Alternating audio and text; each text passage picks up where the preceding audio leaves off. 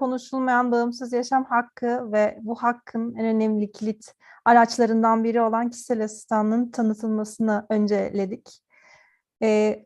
Avrupa Bağımsız Yaşam Ağı ile beraber geçen senenin Nisan ayından beri bir yıldır bir proje yürütüyoruz. Avrupa Bağımsız Yaşam Ağı Avrupa'da birçok ülkede bulunan kuruluşların temsilci olduğu kocaman bir ağ ve bağımsız yaşam hakkı üzerine oldukça kıymetli çalışmalar yürütüyor ve biz de Engelli Kadın Derneği olarak aslında 2019'dan beri somut olarak bağımsız yaşam hakkı üzerine odaklanıyoruz. Ve bir yıldır sürdürdüğümüz projemiz de kişisel asistanlık sisteminin Türkiye'de tanıtımı ve yaygınlaştırılmasını ve bununla ilgili olarak eğer mümkün olursa uygulanabilir bir model üretmeyi amaçlıyor. Ve biz bu amaçla Türkiye'de engelli bireylerin bağımsız yaşam hakkının durumuna ilişkin bir analiz raporu hazırladık ve 3 Aralık'ta bu raporu kamuoyuyla paylaştık. Aynı zamanda engellilik alanında çalışan kişilerin, kurumların rahatlıkla bağımsız yaşamla ilgili olarak bilgi edinebilecekleri bir kişisel asistanlık ve bağımsız yaşamla ilgili forum alanı açtık. Bu Facebook sayfamızda yer alıyor. Bununla birlikte de farklı kilit gruplarla, özellikle engelliler olmak üzere bir takım toplantılar düzenleyerek bağımsız yaşam ve kişisel asistanlığın daha fazla konuşulur hale gelmesi için çabalıyoruz.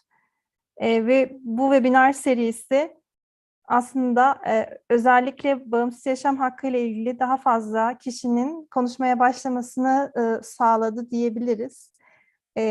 Tabii ki proje sonrasında bununla ilgili olarak yaptığımız çalışmaları sürdüreceğiz ve bu konuda çalışmalar yapmak isteyen ve özellikle kişisel asistanlıkla ilgili olarak daha fazla bilgi sahibi olup bir şeyler yapmak isteyen insanlar için bilgilendirici bir webinar daha hazırladık.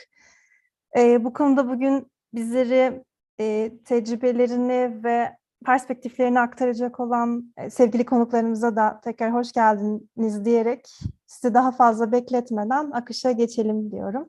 Çok teşekkürler. Çok teşekkürler Bahar. Evet, ben de çok fazla bekletmeden hemen konuklarımızı tanıtmaya geçmek istiyorum. Öncelikle dediğim gibi Magnus Ander'den başlıyor olacağız. Magnus'u öncelikle bir tanıtmak istiyorum. Magnus 1992 yılından bu yana İsveç Derneği Yaygın Yönetim Kurulu Başkanlığı'nı yürütüyor. Derneği kendisi gibi ağır engelleri olan bazı arkadaşlarıyla birlikte kişisel asistanlık hakkı için çalışmak üzere kurdu. Ve kendisine Cecilia Blank eşlik ediyor bugün.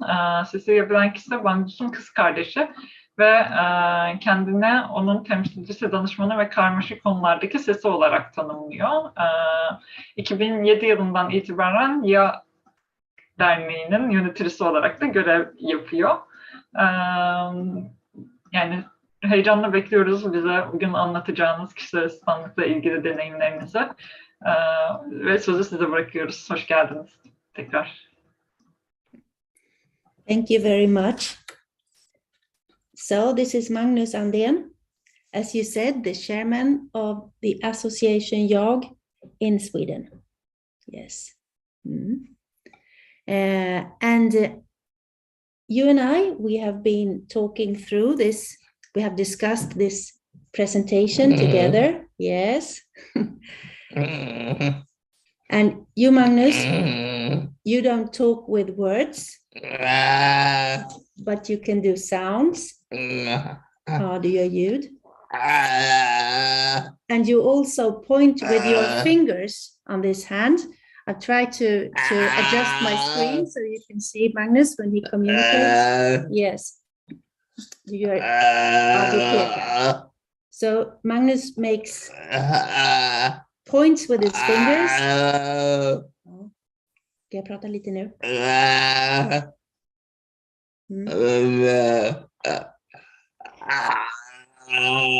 Magnus points when he means yes or when he approves to things.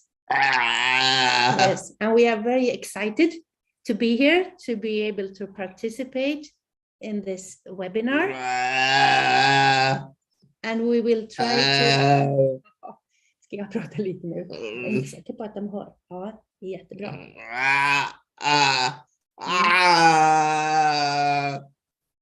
Okej. Mm.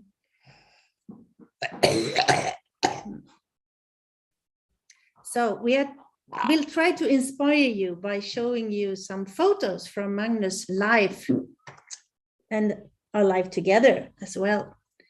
So I try to share with you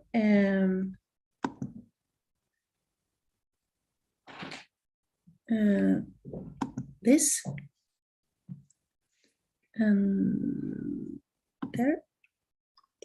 So I hope you see the first of our photos there. Just a moment. Görebiliyoruz, evet. Fine. So this is from the 60s when you and I were born, Magnus. We have grown up together, and you, Magnus, are the eldest one of us. You have always depended on practical support 24/7, all day, whole week. And during the 60s, society, those days, they suggested that you should live in an institution. But our parents, they realized that you wouldn't have survived there. And they did, as many other parents did to children, if they had children with disabilities, they helped you all the day around, 24 hours a day, 7 days a week. When, let's see.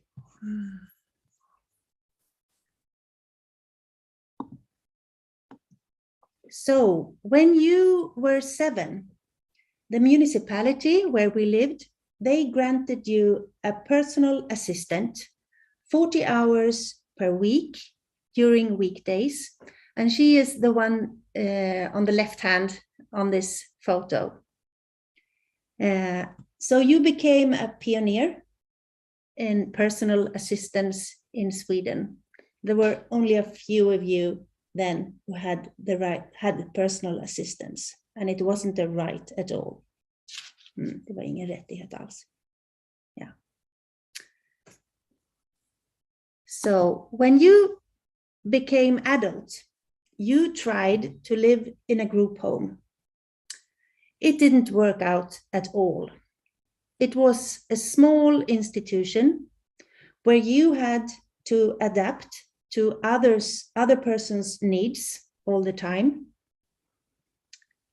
You needed a very personal support from someone who had deep knowledge about you and your special needs.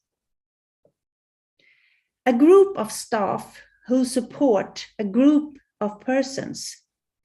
It was not and is not personal enough to help you to live your life the way you want, or actually even to survive. So you moved out from the group home. Yes.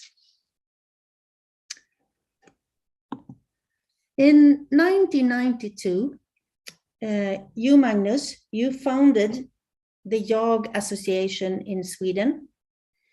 You worked politically to get the right to personal assistance. And just 2 years later, in 1994, personal assistance became a legal right in Sweden. And there is no limit of hours because the purpose is to cover the individual's complete needs. And there is no condition about abilities in the legislation, like being able to supervise the assistants or something like that. The opposite, actually, because persons with the largest needs have the strongest right in Sweden. Because persons with the largest needs are the ones who benefit most from a personal support. So This is the board of the Association YOG today. Maybe I can't do anything about the text on it. No, never mind. Only persons with several large impairments, of which one is intellectual, according to the statutes in YOG, only these persons can become fully members with the right to vote and with a right or with a possibility to be elected to the board. So this is a user organization, really. And we continue to work politically against what we call IQ discrimination and for the right to be included and to be able to contribute in society. We also provide personal assistance in a user cooperative on our own. So the YOG model, as we sometimes call it, it's based on personal assistance, but also a supportive organization to ensure self-determination to persons who are limited when it comes to express their wishes and needs. And you, Magnus, have support from me and our mother, because we know who you are and we know how you want to live your life. So we support you in your big decisions in life and also in different complicated matters. Några svåra frågor, eller hur? And you have today personal assistance 24/7. It's paid by the state in Sweden. And that means you have several assistants, 5 or 6 persons who are working on a schedule with you all the day around, 7 days a week. And one of your assistants here, her name is Paz. She's the supervisor for the others. She works together with you, Magnus, and with me and our mother too, to ensure that your assistance has the highest possible quality. It can be about what kind of formation do the assistants need? How do you want your service? She also coordinates the assistant's working schedule, calls a substitute when someone is ill, and she is responsible for some of the administration too. So this model makes it possible for you, Magnus, to live an adult life. This photo is your house where you live together with 3 other families. You live in your own apartment. It's an ordinary house in Stockholm, the capital of Sweden.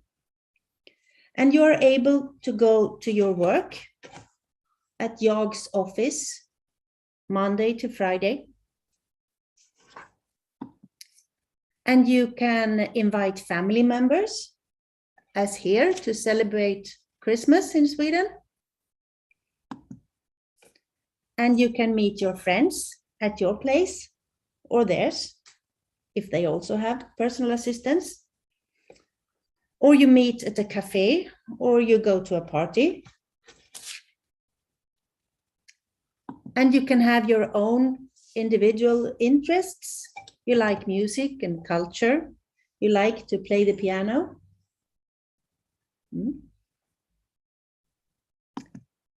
And you can be an active chairman of the YOG Association. Together we meet journalists, politicians, other decision makers, pointing at the UN Convention, of course, the rights of persons with disabilities. And also, in particular, we explain to them our fight against IQ discrimination. And we used to say that we are helping the politicians to take wise decisions. And thanks to personal assistance, you and your friends in YOG can take part in society and be visible. And that is very important, because persons who are not visible, people tend to think that they don't exist. So we are convinced that visibility is our most important tool to build a better future and prevent discrimination. Thank you.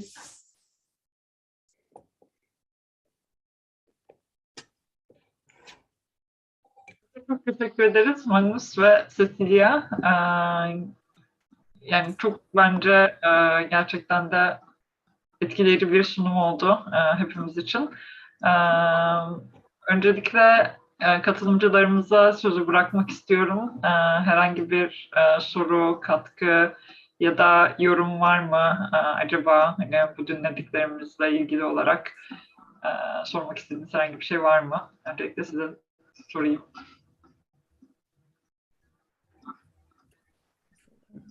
Okay. El kaldırabilirsiniz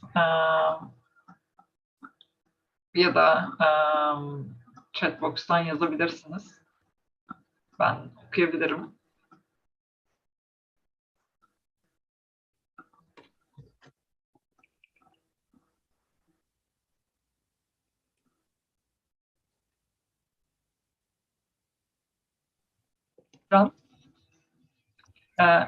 Hemen açıyorum. Evet, şu an mikrofonu açabilir konumdasın. Hatta yani kamerayı da açabilirsin istersen.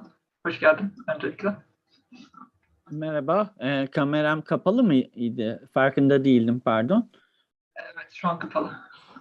Bir saniye. Neyse, onu bulurum sonra. Şu an onun için ayrıca vakit kaybetmeyeyim. Bulduğum vakit açacağım. Sorumu soracağım. Biraz da sevimsiz bir yerden giriyor olacağım. Kusura bakmayın ama aklıma takılan ilk şeylerden bir tanesi işin maliyetiyle ilgili boyutu. Bu acaba işte yerel yönetim, bir belediye üzerinden mi karşılanıyor?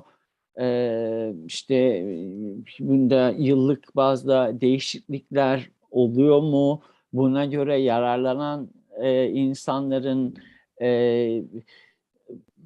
yansıyan, bu insanlara yansıyan artısı, eksisi olabiliyor mu?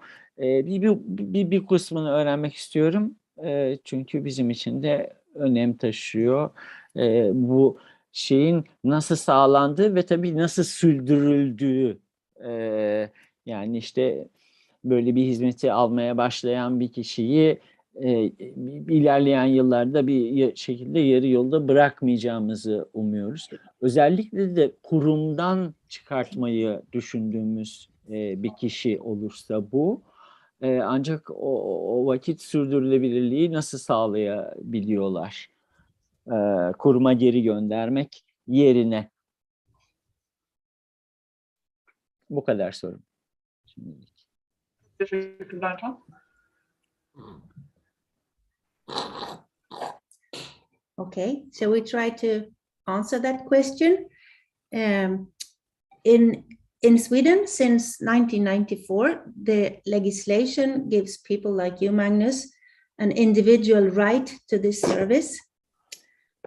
But there is an assessment, of course. It is the state that pays for the service for persons like Magnus, people with very large needs of service. And I wish that we really could rely on this service in Sweden too. Unfortunately, there are reassessments sometimes. You, Magnus, have had your service, you've had personal assistance since before 1994, but you have state funding since 1994. So there are very many years, yes. But there are also people losing their assistance in Sweden. So the safety is very important, of course, to be able to rely on the service. It's an important question you raise. And for Magnus, it has been safe so far, but it hasn't been for everyone in Sweden. Teşekkürler. Yani zaten Mari'nin de konuşmasında bunun finansal yönüne değineceğini de şimdiden söylemek istiyorum. Tamam. Yani dolayısıyla yani hani daha detaylı da belki bilgi alabiliriz diğer kısımlarına dair de sonrasında. Teşekkür ederim. Biz teşekkür ederiz. Evet, başka yani özellikle hani Magnus'a zihinsel engelleri olan kişilerin yani kişisel asistanlık kullanımına dair hani sorusu olan kişiler var mı? Hani sonuna kadar eğer Magnus ve Cecilia bizimle beraber kalamayacaklarsa belki o kısmı biraz daha odaklanabiliriz bu aşamada. Melike, hemen sana izin veriyorum. Evet, şu an açabilirsin. Hello, Magnus. Thank you for joining us tonight. My question is, more about people who have intellectual disabilities or, mental health issues. Are they able to decide on their own behalf, or, some sort of guardianship or conservatorship mechanism kicks in and a court-appointed guardian decides on their behalf, or do they have full autonomy on deciding what kind of personal assistance service they would like to receive? And, is courts involved in situations like that for people with intellectual disabilities? Yeah, this is my question. In Sweden, we have a kind of support system. It's not a guardianship. It's more like an advisor. But it is, I am appointed by society to be your legal representative in matters when you need help. But I'm supposed to discuss with you and make sure that it is your wishes and your needs that are fulfilled. So I'm not taking decisions on behalf of you, Magnus. I'm helping you to make your own decisions. That's a big difference. And of course, it depends very much in what aspect you need support. Magnus, you need support in communicating your needs to persons who don't know you. And you also need support when it comes to complicated matters, where your intellectual disability makes it impossible for you to see what consequences different elections, different decisions will have for you in your life, and then you need someone to explain that. But the legislation is clear. Magnus has a right to self-determination, as well as someone without intellectual disabilities. There is no difference in the legislation when it comes to personal assistance. The goal is always self-determination, but the way there can be slightly different depending on your disabilities and the conditions overall.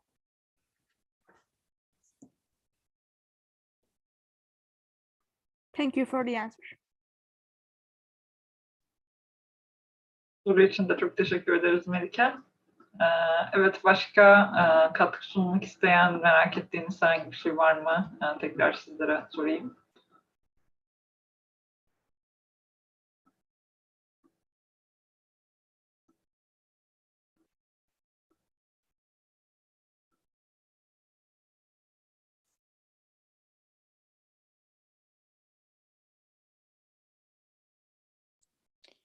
Bir soru daha sorabilir miyim? Tabii ki. Yani aslında kısmen almış oldum cevabını ama yine de bunlar ayrı ayrı hak olduğu için tek tek telaffuz etmek istiyorum. Örneğin oy kullanma hakkı, işte bankada hesap açma hakkı, bunun nasıl kullanılacağı, miras, keza bütün bu haklara sahip, ancak işte danışman desteği ile ama nihayet kendi kararını vererek kullanıyor. Doğru mu anlıyorum? Sadece teyit olarak vermeniz yeterli cevabı. Bir de eğer herhangi bir kasıt varsa belki bu söylenebilir. Teşekkür ederim.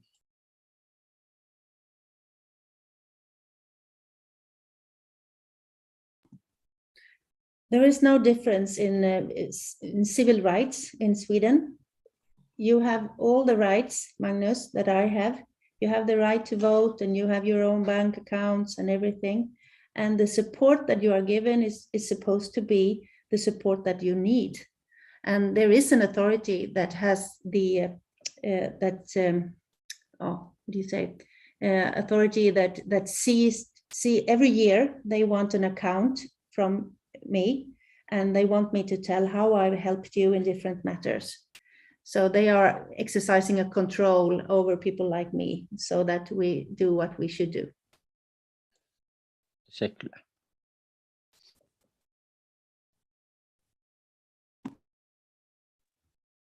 Teşekkür ederiz tekrar. Bir de yazılı bir sorumuz var. Destekten yararlananın iradesinin doğru bir şekilde dış dünyaya yansıtılıp yansıtılmadığı ya da destek verenin kişiyi istediği yönde manipüle edip etmediğini ortaya koyan bir mekanizma mevcut mu? Diye bir sorumuz var. Yani Magnus'un istediğini yapıyor olduğumuzdan nasıl emin oluyoruz gibi bir soru anladığım kadarıyla. Teşekkürler Sabit. Yes, that is difficult, isn't it? Yes, I would say that for persons like Magnus, it's kind of a small group of people in the world who can interpret, and it is the persons that knows you most of all, your family and the assistants that have been working for a long time. It's not possible for an authority to kind of evaluate the interpretation. It's like, of course, the best thing is if you can express your will yourself. But when you cannot, you have to find the least bad solution. And that is how we are working. Yeah, we're trying to do as much as we can with the things we have.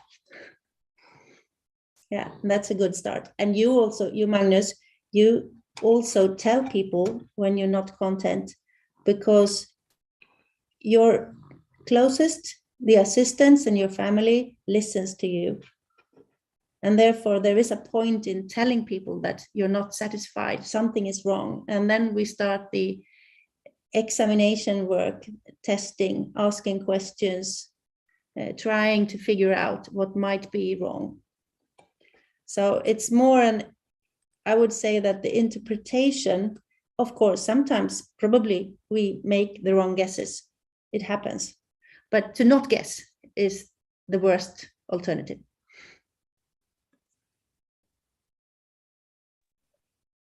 Çok teşekkürler.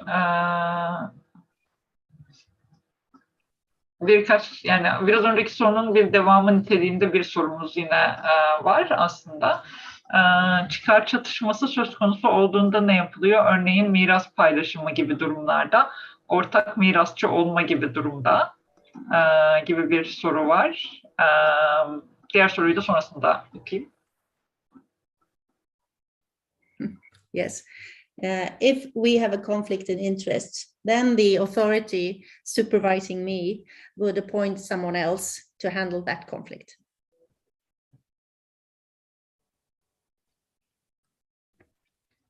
Yani daha tarafsız biri oluyor aslında oradaki bir çatışma esnasında. Çok teşekkürler. Umarım açıklayıcı olmuştur bu cevapta.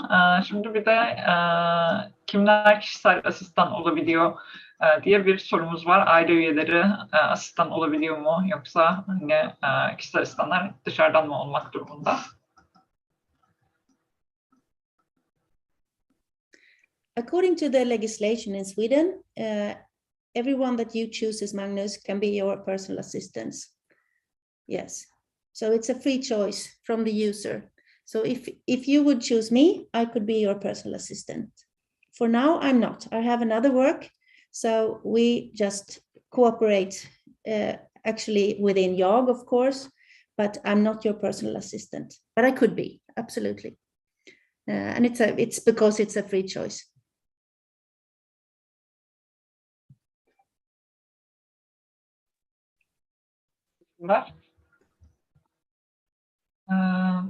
Chatbox'a bakıyorum yine. Başka soru yok, görünmüyor burada. Melike tekrar el kaldırmış mıydın? Evet. Tamamdır. O zaman Melike sana verelim tekrar sözü. Yeah, about families allowed to being personal assistants, maybe not in your case, but from the experience in the personal assistance system in Sweden, can you say other people have raised concerns about families being personal assistant and receiving some funds for it? Can it lead economic or maybe psychological, or even at the worst cases, physical abuse of that disabled person in the question? Is it something you or other personal assistance professionals and activists in Sweden worry?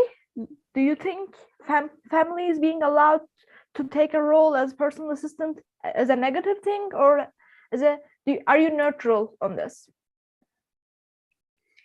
I wouldn't say that we are neutral, because for many members of YAG, it's a very important aspect, because sometimes it's just family members who really can communicate with a person. And then it's very important that they also can be personal assistants. And when you have large impairments and maybe you need assistance 24/7, still the legislation about working hours applies on this profession. So that means that you have to have a lot of assistants around you. And that is negative, of course, because there's a lot of persons in your life that you have to meet and relate to. And for some of the members of YAG, it would be safer and easier for them to relate to fewer persons, but still you have to have as many assistants as is necessary for everyone to work a maximum of 40 hours per week. And that makes that your life, there is a lot of insight in your life. The legislation talks about integrity. It's a purpose of the legislation that you should keep your integrity, and you shouldn't be, everyone in your society shouldn't know everything about you. But still, of course, there are a lot of people helping you in the bathroom, helping you eating, trying to help you in all private kind of situations. So I would say that problem is bigger, that you have to be very public when you use personal assistance. And I would say that the number of cases that have been discussed, like if someone misuse the system, they are very few. They might be discussed, but it's not very many cases actually. So I would say that it's more important for persons like the members of YAG to be able to freely choose their assistants, and making to be able to communicate and make a high quality of the personal assistance. That's more important for us as an organization. Thank you very much again.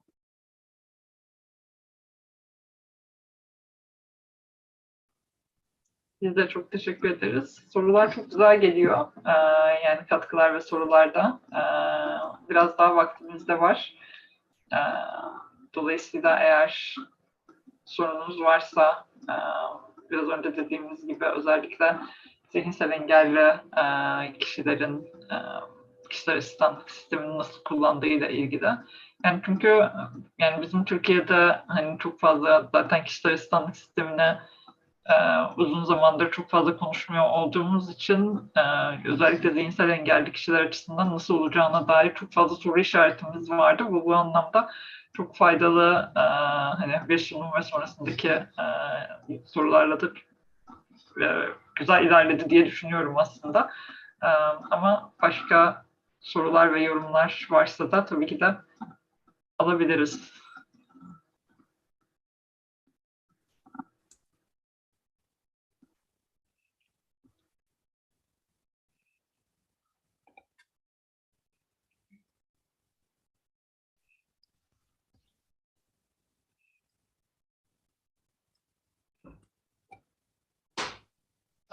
Ben sorabilirim. Yani biz Türkiye'de dolayısıyla henüz böyle bir sistemi daha yeni oturtmaya ve hani yani bir şekilde nereden başlayacağımızı bulmaya çalıştığımız bir noktadayız. İşte Enil'le yürüttüğümüz bu projede hakikaten de bu anlamda yani bize çok şeyin önemli olduğunu gösteriyor. Hani siz kendi perspektifinizden bize Türkiye'de hani nelere dikkat etmemizi önerirsiniz? Bunlara dair söyleyebileceğiniz, yani kendi yaşantılarınıza dair söyleyebileceğiniz herhangi bir şey var mı?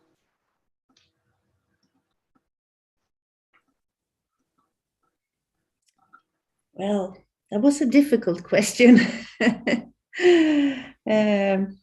We as an organization, we have the overall goal to fight the IQ discrimination. And I would say that is the best advice that we can give, that don't make difference between people depending on their intellectual abilities. That is not what defines a person.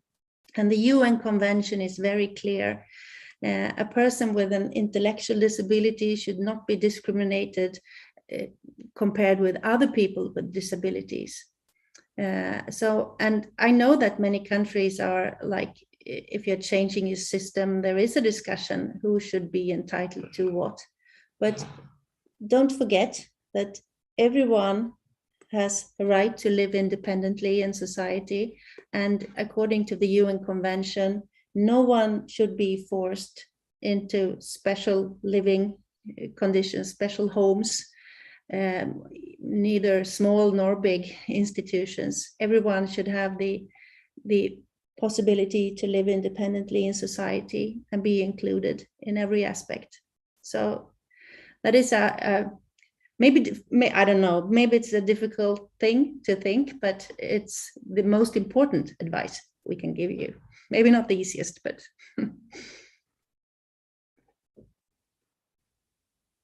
Kesinlikle çok önemli. Zaten hani bu webinar ve sizin katılımınız da gerçekten de burayı hiç unutmadan yol almamız gerektiğini en başından beri yani herkese de kapsayarak ve dahil ederek hareket etmemiz gerektiğine dair çok güzel bir hatırlatıcı oldu diye düşünüyorum gerçekten de.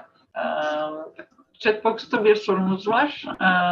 Ailesi vefat etmiş, kimsesiz, zihinsel engelli kişiler için sistem nasıl işliyor diye. Çünkü hani siz şu an hem siz hem anneniz Magnus'un hayatında önemli bir yere sahipsiniz anladığım kadarıyla ve hani eğer bir kişinin ailesi olmadığı zaman bu sistemde nasıl değişiklikler oluyor ve nasıl uyarlamalar yapılıyor, buna dair bir soru olduğunu tahmin ediyorum. Yes, and of course, to start with, we think that every child should grow up in a family, and like in Sweden, like we do with other children whose parents maybe die or something happens that makes it impossible for the child to grow up with his own family, then the society's responsibility is to find another family, and that goes for children with disabilities as well. But of course, as an adult, you can be alone. And we have members of YAG who doesn't have the close contact with their families anymore. Ja, du behöver ju snart hosta, Magnus. Jag ser. Liten stund till bara. Ja. And then the YAG model works anyway, because there is a legal representative appointed by the society who should help with the self-determination, the big decisions. And then the supervisor of the assistants is one of the assistants. So we also have like people living an independent life in the YAG model without any very much family members involved. Yes. But it's a strength to have family for everyone.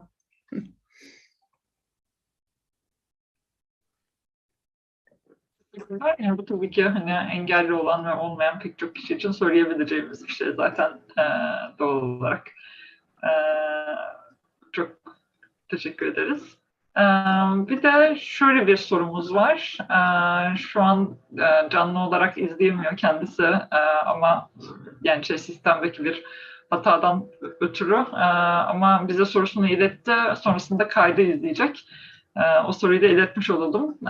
Türkiye'deki faaliyetlerden yani hani bizim şu an burada yapıyor olduklarımızdan ne kadar haberdar olduğunuzu bilmiyoruz ama hani siz bunun olabilirliğini nasıl görüyorsunuz? Kişisel asistanlığı uygulanabilirliği açısından Türkiye'den ne düşünüyorsunuz? Zaman ve yöntem olarak nasıl bir şey izlemeliyiz acaba? Hani biraz ona dair bir soru aslında. Buna dair söyleyebileceğiniz herhangi bir şey var mı? Kendisi YouTube'dan izliyormuş bu arada. Ben hani kayıttan izleyeceğini sandım. Yes, I think that one of the most important things in Sweden was the movement within the handicap organizations, but also the movement of people like our mother and your friends, parents, who really took the fight in Sweden. They resisted the institutions and said that society has an obligation to give us support where the user is. And then when you became adult, Magnus, you took the fight yourself and said that society has an obligation to give me support wherever I am, not bounded to a house. And the legislation in Sweden came into force in a period where Sweden had a financial crisis, actually. So it's not like when you have enough money left, then you can implement this. It was yes, they made a decision, a priority, of course. And much of the support that you have today, earlier in the 20th century, it was very much given by family members, not paid. So it isn't like new needs of these persons. It's more a question of how do you satisfy the needs, to what quality and to what extent do you let people be a part of society, or do you place them in houses where they are not visible and therefore people don't know that they exist.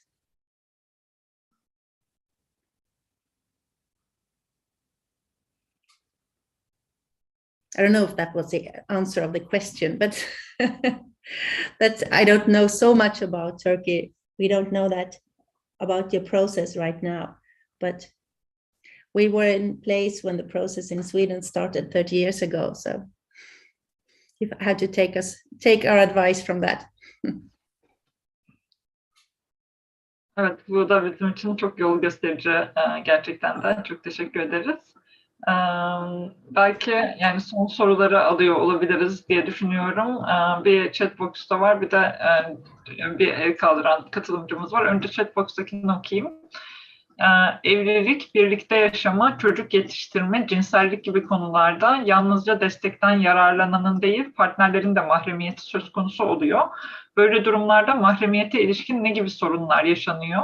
Evlilik, çocuk yapma, evlat edinme gibi konularda ya da cinsel birliktelik yaşama gibi konularda bir yasal kısıtlama mevcut mu? Diye bir soru var. Çok teşekkür ederiz. Kimin olduğu görünmüyor soruda.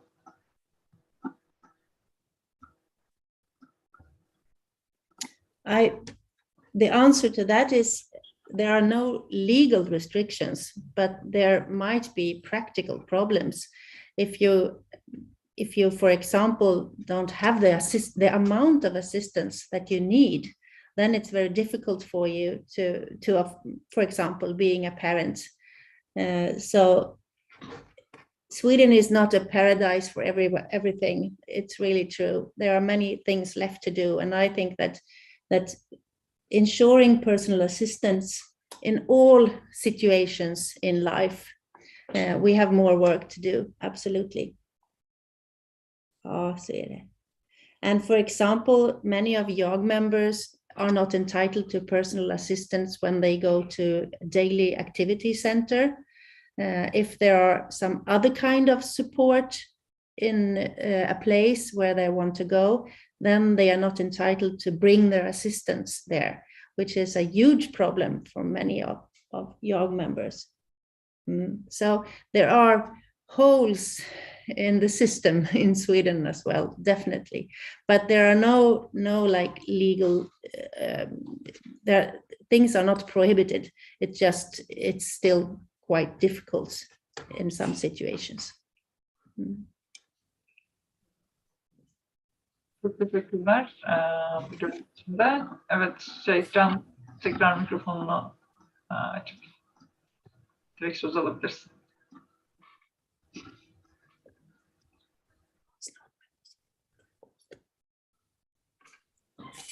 Bana mı dedin Beyza? Evet, Can. Aynen. Tamam. Pardon. Kaç kişinin katılımcı olduğunu görmüyorum. Kusura bakmayın eğer yani başka birinin sözünü alıyor olmak istemem. 3. kez el kaldırarak almış bulundum ama iki tane sorum olacak. Bir tanesi yaş sınırlamasıyla ilgili. 18-6 veya işte aileleriyle birlikte yaşayan çocuklar diyelim. Bu tür bir hizmet alabiliyorlar mı? Belki işte tam zamanlı değil ama sınırlı saatlerde destek, kişisel asistanlık desteği gibi. Gerçi bunu bir ölçüde cevaplamış oldunuz galiba. Başka kurumlara giderken birlikte gidemiyor olmaları gibi bir şekilde. Bu durumda bizim daha önce kafamızda oluşan işte okulda diğerleriyle eşit bir şekilde bir kamu hizmetinden yararlanıyor olabilmesi için bu asistanını bulunduramıyor mu olacak ya da bütün kamu kurumları için geçerli, karakola gittiğinde yanında götüremiyor mu, mahkemeye çıktığında götüremiyor mu vesaire. Bu bir tanesiydi. İkinci soru şimdi gelmedi aklıma. Bu kadar da sınırlı diyeyim. Yes. The limitation in the legislation is only when you go to places where there are staff that have a task like supporting you. So in school, yes, many children are not entitled to personal assistance in school. And that is a big problem too, we think, because children who has a need of personal assistance, of course, they should have them in school. That is one of the most important places to use your personal assistance, your ability to self-determination and the ability to communicate and so on. When an adult,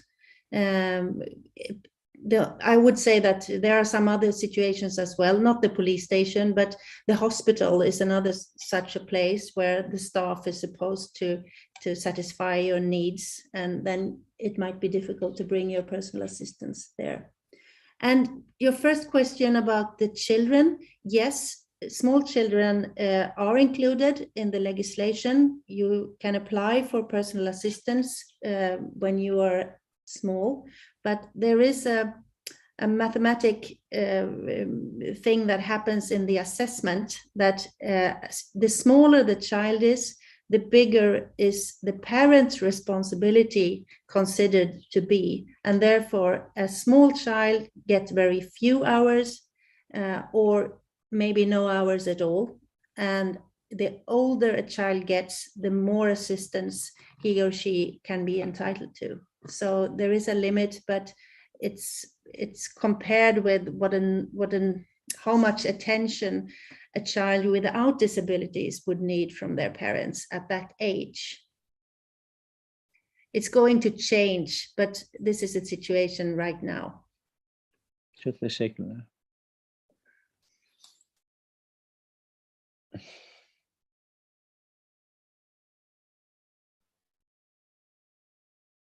Evet, çok teşekkür ederiz. Ben diğer soruyu hatırlayabildim mi? Yoksa devam edelim mi? Lütfen devam edin. Tamamdır. Thank Yani you so much. biz de çok teşekkür ederiz gerçekten de. Yani bilmiyorum, başka sorusu olan, el kaldıran kimse yok gibi görünüyor şu aşamada. Yani vaktimizi de biraz doldurduğumuzu da düşünüyorum. Eğer hani başka eklemek istediğiniz bir şey yoksa yani biz de konuklarımıza, Magnus'a ve Cecilia'ya teşekkür ederek burada durabiliriz diye düşünüyorum. Yani çok verimli ve çok gerçekten zihin açıcı bir sunumdu. İkinize de çok teşekkürler gerçekten bugün burada olduğunuz için ve bize destek Thank you so olduğunuz much. And good luck. Good luck with your work in Turkey. Çok teşekkürler. Gerçekten çok eğitici, öğretici oldu. Zihin açıcı oldu. Kesinlikle katılıyorum ben de. Çok memnun olduk tanıştığımıza. Tekrar mikrofonumuz kapalı, duyamadık. Ama hoşçakalın.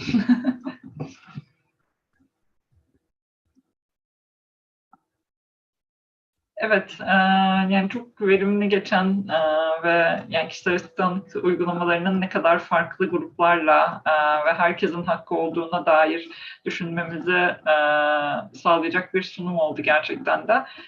Şimdi Maria'ya ben sözü vermek istiyorum ama sözü vermeden önce kısaca bir Maria'yı tanıtmak istiyorum.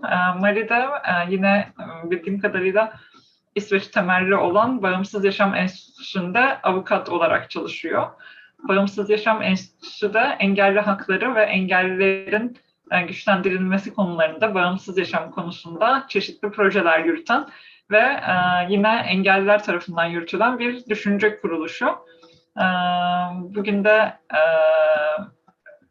yani bizlere yine işte kendi çalışmalarından ve kişisel asistanlık uygulamasının nasıl işlediğinden bahsetmek üzere burada. Hoş geldiniz Maria. Heyecanla bekliyoruz sunumunuzu.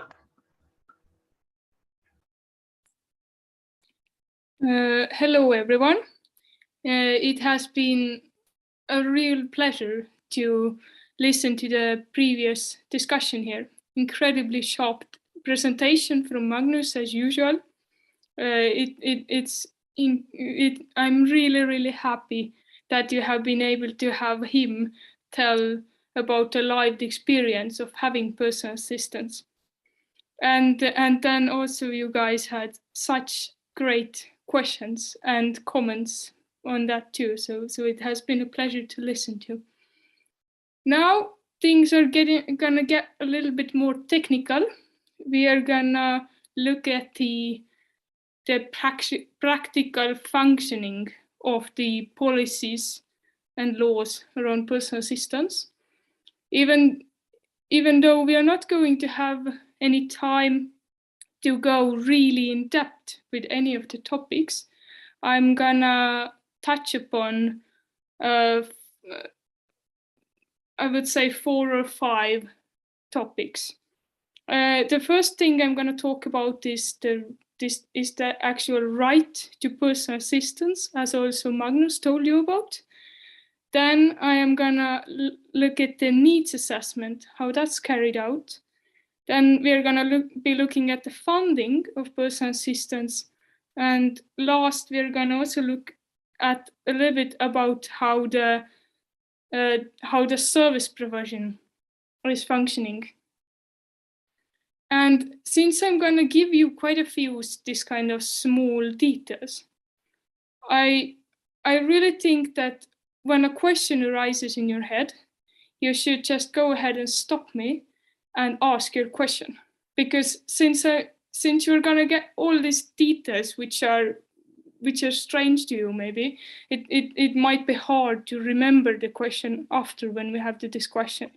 But of course, I am also looking forward to the discussion with you after my presentation as well. So there we go.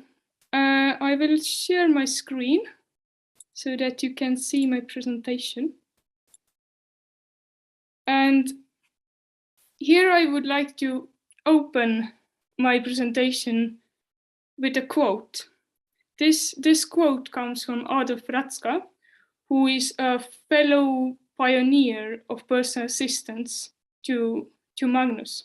He was also one of those strong people who fought for personal assistance in Sweden from the beginning. And Adolf Ratzka has said, "We are tired of non-disabled people deciding over our lives. We want the same freedom and the same responsibilities as others." And I think this is something that kind of sets the spirit for our discussion on personal assistance. I also think that sometimes it's important to remember this kind of citations and not get too technical, because personal assistance is a lot about individual freedom and liberty. And to achieve individual freedom, there has to be this kind of change in power structures, where the power is moved from somebody over our heads to us, so we ourselves can organize our lives. That's very important to remember when we talk about personal assistance. Okay, the next thing is what also Magnus said several times, that personal assistance is an individual right in Sweden. And this is among the strongest lessons that we have learned from the Swedish law on personal assistance. It's vital, and sometimes it's hard to see how vital that actually is. The first thing is that since it's a personal or individual right, it can be demanded through the court system, like any other right.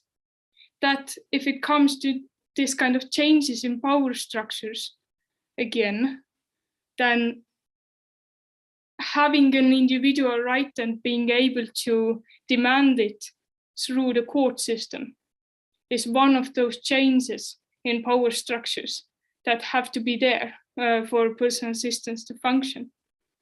And it's also because, like it was a little bit shown by you guys already in the previous discussion, but if personal assistance is an individual right, then it's also part of the laws and policies of the state in a way that the state has a responsibility to ensure that people have access to it. The state they just have to find money for personal assistance. They just have to figure this out somehow, because it's a right for the people. Like there is a right for healthcare, for example. We just have to find a way of financing hospitals, and we have to find a way of financing personal assistance. It's not under question whether we will do it. We just have to figure out how to do it. It gives if you guys manage to get to the point where it's an individual right in Turkey as well, then that gives a completely different weight to personal assistance. So it might really be worth it to try to achieve that.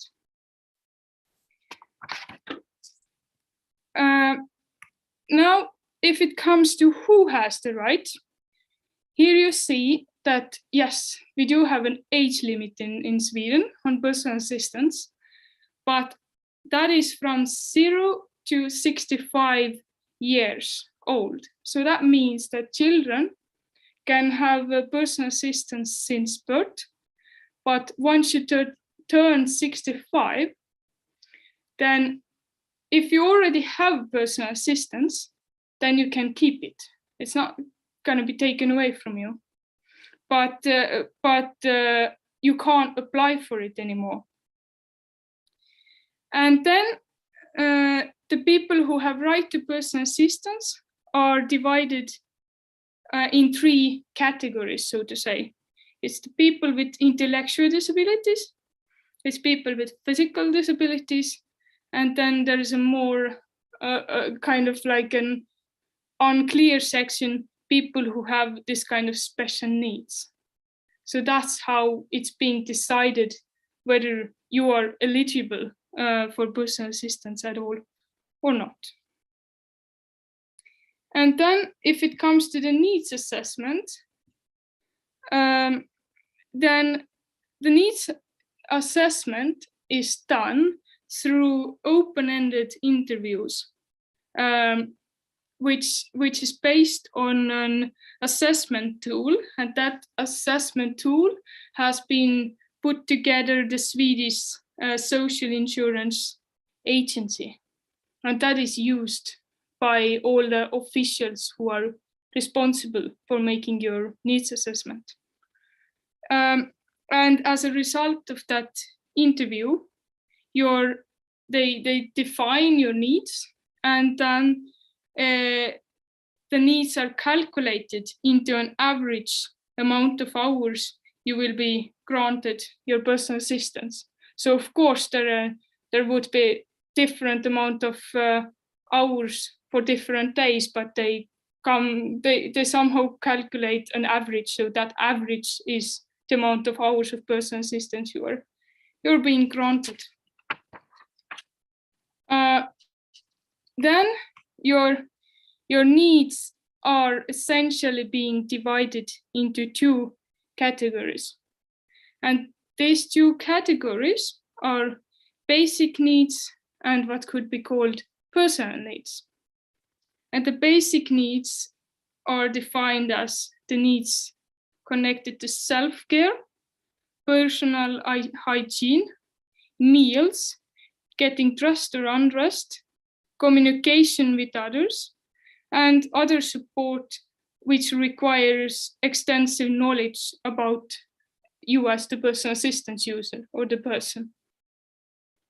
And the personal needs are essentially anything that goes beyond the basic needs. But it's also the personal needs are counted as the needs that are not covered by other services you're getting. So the needs that are being covered in school or by some other support service, those won't be counted on personal assistance. As Magnus also told, we have had this system for a while. So I would like to tell you about some things that we have learned, so you don't really need to make our mistakes when putting together your own personal assistance system. One thing I would say right at the beginning is that all needs have to be included in assessment for the right to personal assistance. Dividing them up by the groups of persons or by basic or personal needs, that actually causes quite an amount of trouble in practice, because you can't divide up individuals like that. And it's also difficult to divide up somebody's needs like that. These things are just too individual to be able to do that accurately. And like, for example, if it comes to these 3 groups of people who have the right to personal assistance, we have had deaf-blind people in practice who don't get personal assistance because of that division. So that might just as well be something that you wouldn't do. And the next thing is also that the need for personal assistance cannot really be accurately expressed in hours and minutes, because what happens at the end is that when your needs assessment is made, they're counting minutes of how long it does it take for you to go to the bathroom, how long does it take for you to take a shower, how long does it take for you to drive to work, and these kind of things. I mean, they just can't really be expressed in minutes and hours like that.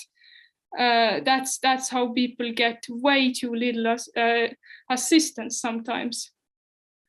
So this is also an important lesson that we have learned.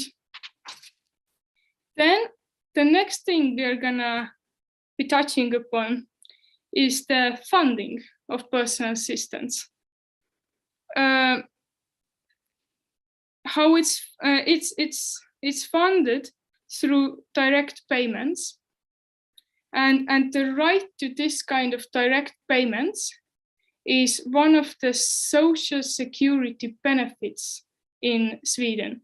So here we have it again, that it's part of the social security system in Sweden, which gives it a very strong legal basis. So that is something you could also try to fight for and try to achieve. And so these direct payments are being tax funded. So that's where the money comes, so to say.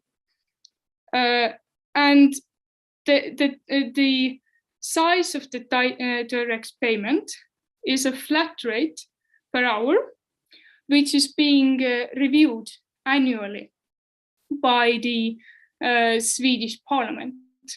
So each year, the Swedish Parliament decides what this flat rate is going to be for the following year. And if it comes to the responsibility and funding, then that is divided between the state and the municipality. And it's divided in a way that when your basic needs are more than 20 hours per week, then the state is responsible for funding your personal assistance. And then your needs assessment is also made by the Social Insurance Board. And when your need for personal assistance is less than 20 hours per week, then the municipality is making your needs assessment and also funding your personal assistance. So there again, I would like to touch upon some lessons learned that we have got. And first thing is that reviewing the hourly rate annually makes the financing and provision of personal assistance dependent on the political commitment.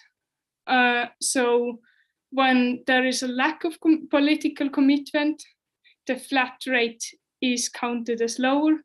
When there is a big political commitment, it's higher.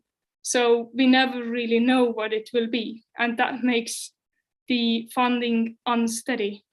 So it would be better to have the flat rate connected to some other factors. For example, the changes in the rates of salaries for personal assistance and this kind of stuff. And the other thing is that the municipal responsibility for personal assistance causes gaps in access to personal assistance in different municipalities. That's what we sometimes in Sweden call postcode lottery. That when you don't really win the lottery and you happen to live in a somewhat poorer municipality, that can quite badly limit your access to personal assistance. So it would be better if the state would be funding everybody's personal assistants. Now, if it comes to organizing your personal assistants, as Magnus also said, we have a lot of freedom in Sweden if it comes to organizing our personal assistants. And that is largely because of the direct payment that I told you about. Since we get this direct payment ourselves, we have a lot of freedom over it to decide how we want to use it. So once you get your personal assistance granted, you will get this direct payment, and then you can choose whether you want your local municipality to organize your personal assistance, a private company to do that, what can be called as users cooperative. That is when personal assistance users put together a cooperative among themselves and have an organization for everybody's assistance within the cooperative. And also it's possible to organize your own assistance, to be self-employed and employ your personal assistants and do everything around that. And if it comes to the meaning of what it means to organize personal assistance, then that includes everything around administration of around employing the assistants, training them, paying out their salaries, making sure that their rights as workers are being protected, and also everything around yourself having personal assistance so that you get the service you need. So that was a really quick presentation of how this personal assistance system works in Sweden. And I would like you, I'm sure it's possible to organize somehow that you all would get this presentation afterwards. And here you can see a couple of sources where you could find some further reading. It's in English, unfortunately, but through these sources, you would be able to find out a little bit more detailed information than what I was able to give you now. Thank you so much.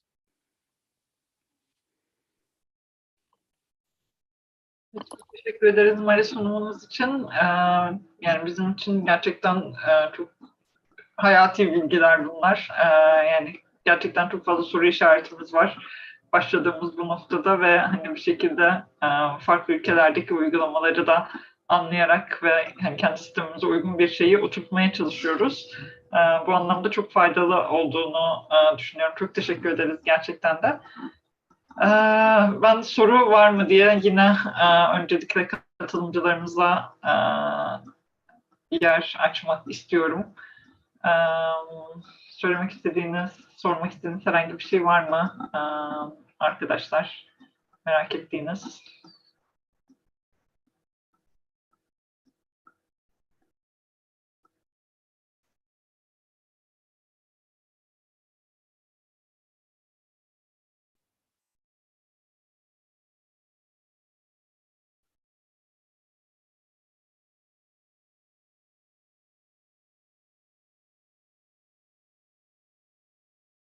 Evet, şu an pek bir soru yok gibi gözüküyor. Belki hani biri el kaldırdı sanki, göremedim ama. Ben kaldırdım. Göremedim. Evet. Tamam. Başka kimse yoksa zaten daldım. Kusura bakma. Soruyu sormak üzere.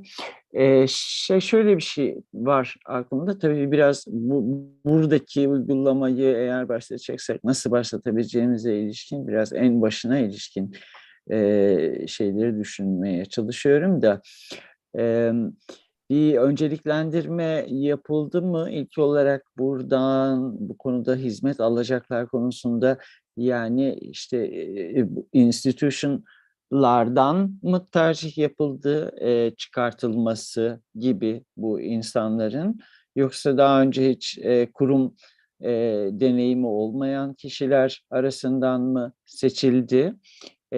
Her halükarda kurumlardan eğer böyle bir yönelim olduysa kurumların sayısında bir azalma gözlemlendi mi? Veya işte total olarak maliyetlerle ilgili bir azalma ya da artış gözleniyor mu gibi genel bir takım sorularım olacak.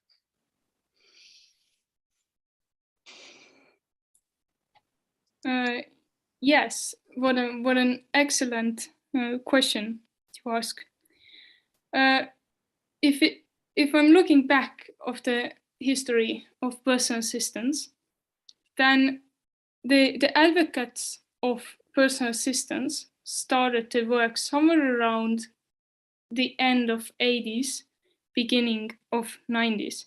So as personal assistance was, as the personal assistance legislation was adopted 1993, that's about the kind of benchmark we could have. That's when we got personal assistance.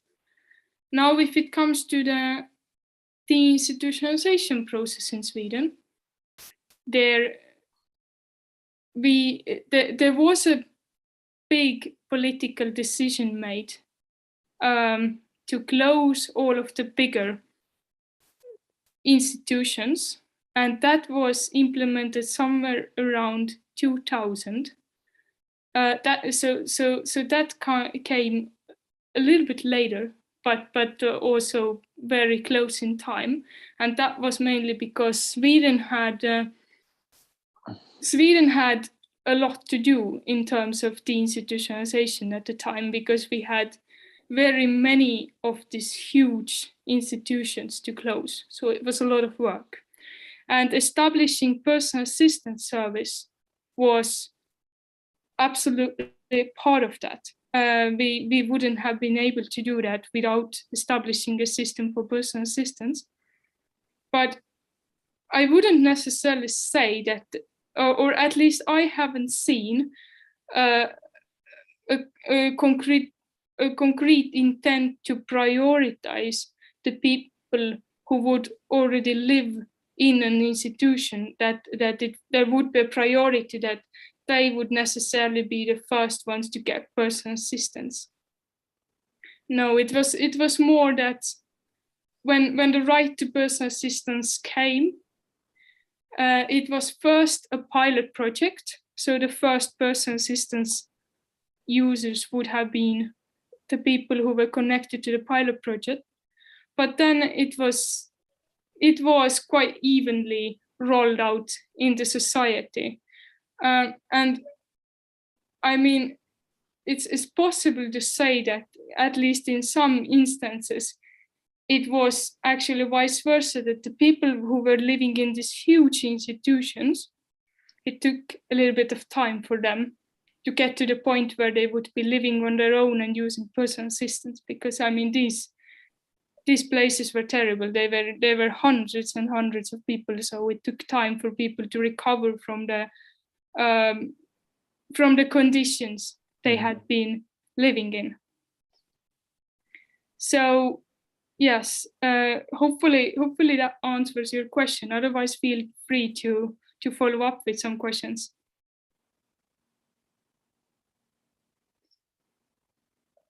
Teşekkür ederim. Cevapladı. Yani zaten kurumsuzlaşma bu mevcut kurumların sayısını azaltmış oldu halen. Olup olmadığına tam emin olamadım. Halen kurum bulunuyor mu, yoksa bitirildi mi artık bu tür büyük kurumlar var mı? Well, I mean, you could ask different people.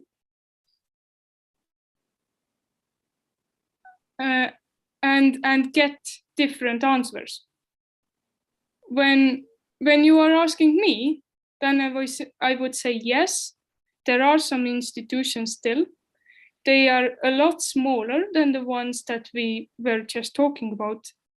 These are, today they are called group homes, and they house only few people at a time.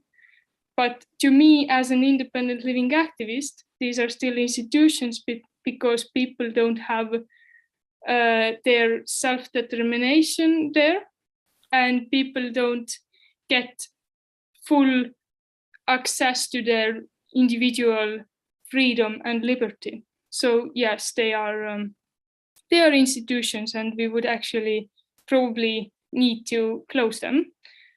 However, if it comes to Swedish more official policy, then according to the government reports, we don't really have any institutions. That the institutions, the big ones, were supposed to be closed by 2000, and we have achieved that goal. Okay, great. Thank you.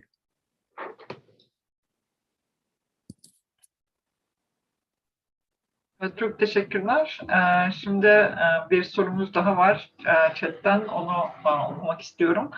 Asistanların sağlık hizmeti de vermesi olası mı? Diye bir soru. Yani yeterince açık değilse belki Gözde Hanım'dan rica ederiz. Belki biraz daha açıklayabilir.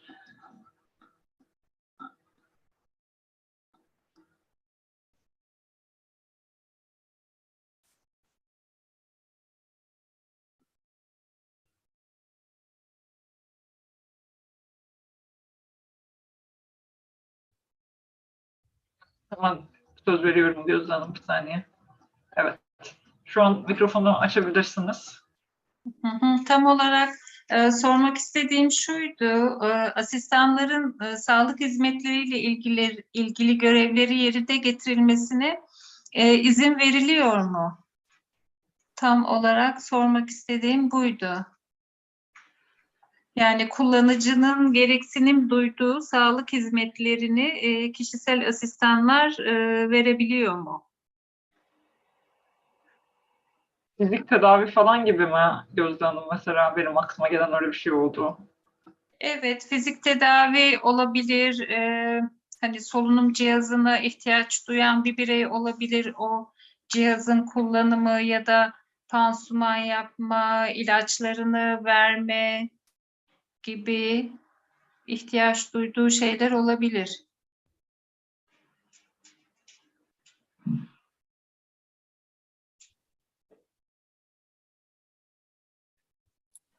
All right, yeah.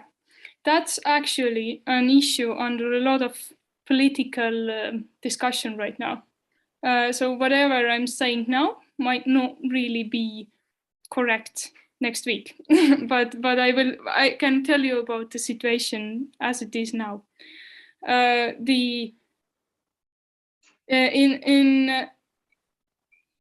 In Sweden, the personal assistants are not supposed to give any medical services or healthcare services according to the legislative definition of medical services. There is quite a strong division between medical services and social services, and personal assistance is strictly a social service. It does not mean that personal assistance would give any medical services. And so what that means is it all boils down to the actual definition that we have. And with that definition, I would say among the examples that you gave, that personal assistants can't give you physiotherapy. But of course, I mean, when you have had physiotherapy and you get some exercises to do at home, and if it's the type of exercises that if you wouldn't need personal assistance, you would be doing them on your own at home, then you with the help of your personal assistant do these exercises. That's okay. But the personal assistant can't really become your physiotherapist, so to say. And if it comes to your ventilator, it's the same thing there. The personal assistant is not allowed to somehow intervene in the medical size of your ventilator, but they can do what you would be doing at home on your own if you wouldn't be needing personal assistance. So that's where the situation is now. There's a legislative proposal on that in the parliament right now. So I'm going to be very interested to see where that leads. But that's what the situation is right now. Teşekkür ederim. Teşekkür ederiz sorunuz için. Ben chat'teki bir soruyla devam etmek istiyorum. Kişisel asistanlar ile ilgili sormak istiyorum. Örneğin bu kişilerin tutumları, işe ve engelli bireylere yönelik tutumları ile ilgili çalışmalar var mı? Kişisel asistanlık daha çok kimlerin tercih ettiği bir iş? Toplumdaki karşılığı ne? Asistan değiştirme veya asistanın işten ayrılması ile ilgili durum nedir? Asistanların şiddet, istismar gibi kötü muamelesi yaygın olarak konuşulan bir durum mu? Öyleyse ne tür önlemler alınıyor?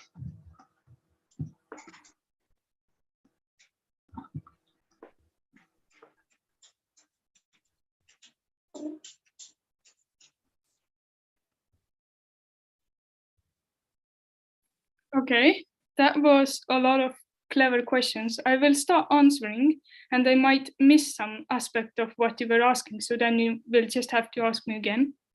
If it comes to the kind of the reputation of personal assistant as a qualification or job, then yes, there are studies about that.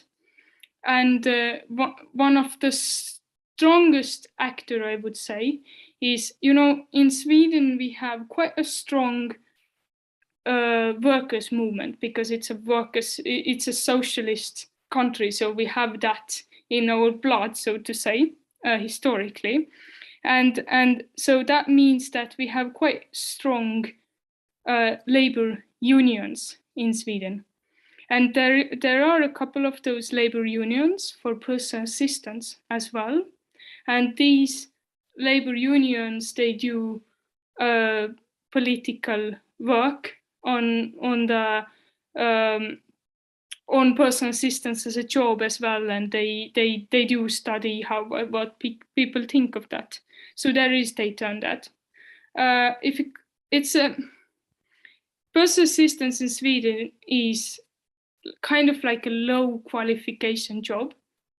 So there is not a lot of prestige involved in being a personal assistant, unfortunately. That's very unfortunate, but that's how it is. The salary is ranking quite low in Sweden. That means that people who can get, so to say, a better job, they will do so. So that makes it difficult for personal assistance users to find good personal assistants, because as we all know, personal assistance actually, it does require qualification. So, I mean, this is definitely a lesson learned, that we have to make sure that the work conditions for personal assistants are good and they get their benefits as workers, because otherwise qualified people who are passionate about this kind of jobs won't want to work with this, because it just doesn't pay so well and you don't get very good working conditions. And if it comes to instances of personal assistants resigning, it does happen,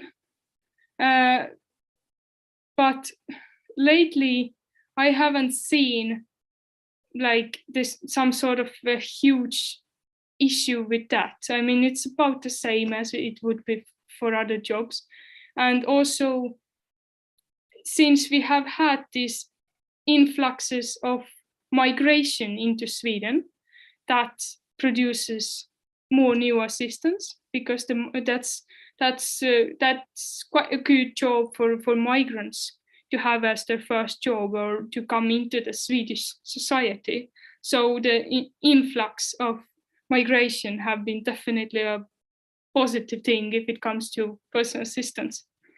If it comes to some sort of like rules violations or violence and this kind of stuff.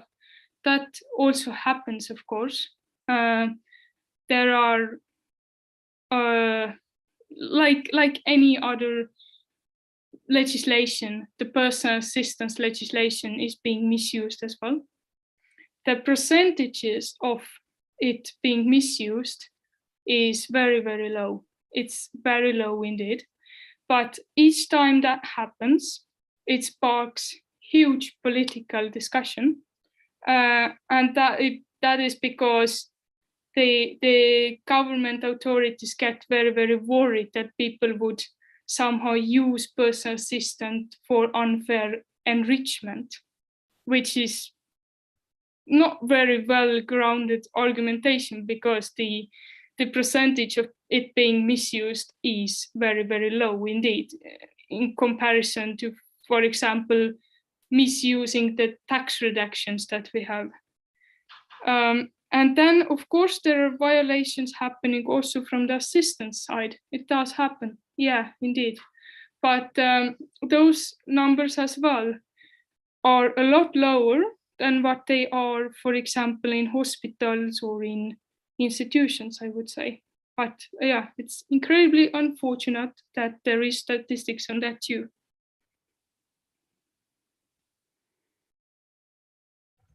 Teşekkürler. Yani gayet kapsamlı bir cevap oldu. Çok teşekkür ederiz. Melike el kaldırmıştı. Melike, mikrofonun açık, direkt sorabilirsin istersen sorunu. Yes, actually, first of all, I would like to share a little personal aspect on what we are doing in Turkey about personal assistance and ask my question regarding it. In Turkey, I think we have a huge resistance from, institutions and actually some foundations, some maybe education or quote unquote therapy centers benefiting from disabled people's families' fears about, their disabled children or family member is not enough, is not normal, is cannot be part of the society. I'm wondering, in Sweden, did you see any resistance from that kind of ableist and eugenic organizations regarding personal assistance? Because I think, if we can achieve independent living and personal assistance in Turkey, the demand regarding those therapies and efforts to normalize disabled people will go down, because people think, hey, if that person has a personal assistant and they are, living their life, they don't necessarily need to do that thing themselves. What do you think on that?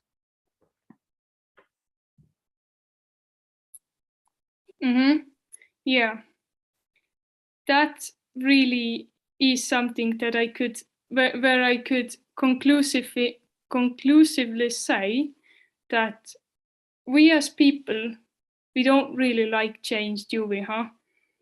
And that problem we have had in Sweden as well. Oh yeah, we have had that. We have had that with both establishing personal assistance and also with deinstitutionalization that I already touched upon. If it comes to personal assistance, then it was a lot of this kind of, I mean, when the pioneers of personal assistance came out with the pilot project, and when the public discussion on personal assistance started, then there was a lot of this kind of discussion where, oh, but is this complete stranger coming into your home and helping you to shower? That's terrible. People just couldn't quite swallow that.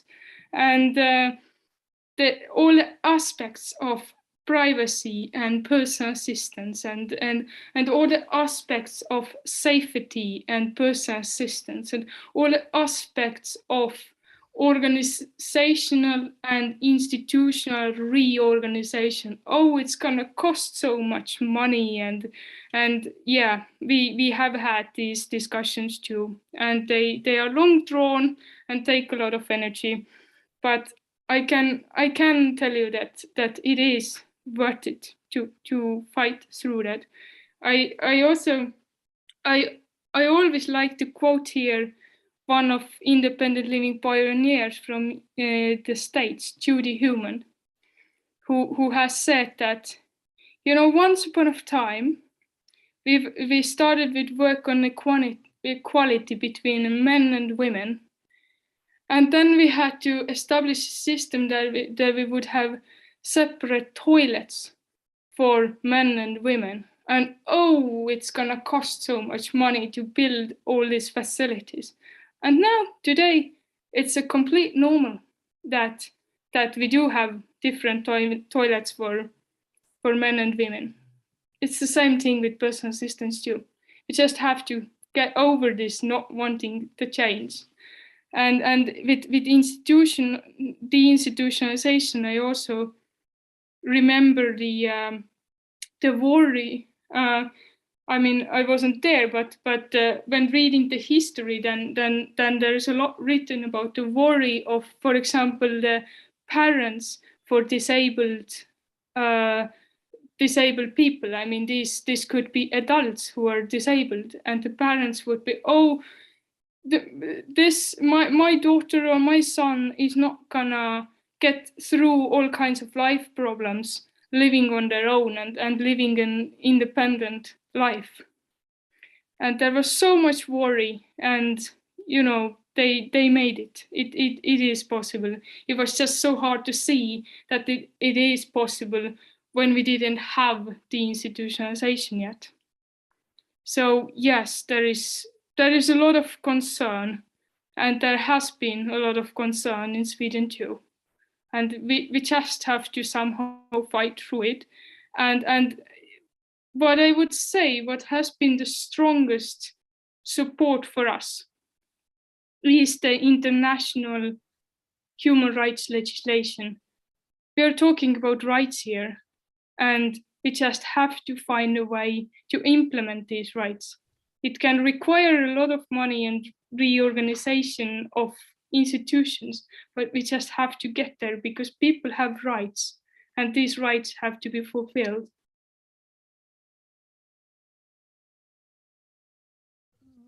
Thank you very much. It was a really educating and fulfilling answer. And I hope in Turkey we could achieve the same Sweden that you are doing.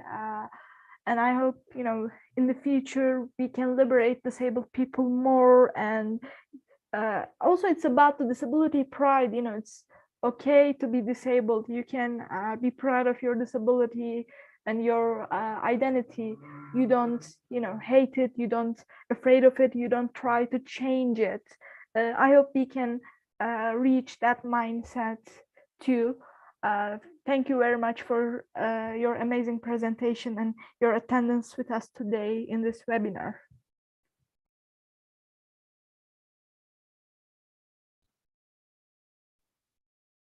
Teşekkürler Melike, sana da yorumun için. Senin de katkıların çok değerli oldu, çok tamamlayıcı da oldu. Hakikaten kişisel asistanlık sisteminin de hayatımıza nasıl bir etkisinin olabileceğine dair önemli şeyler söyledin diye düşünüyorum.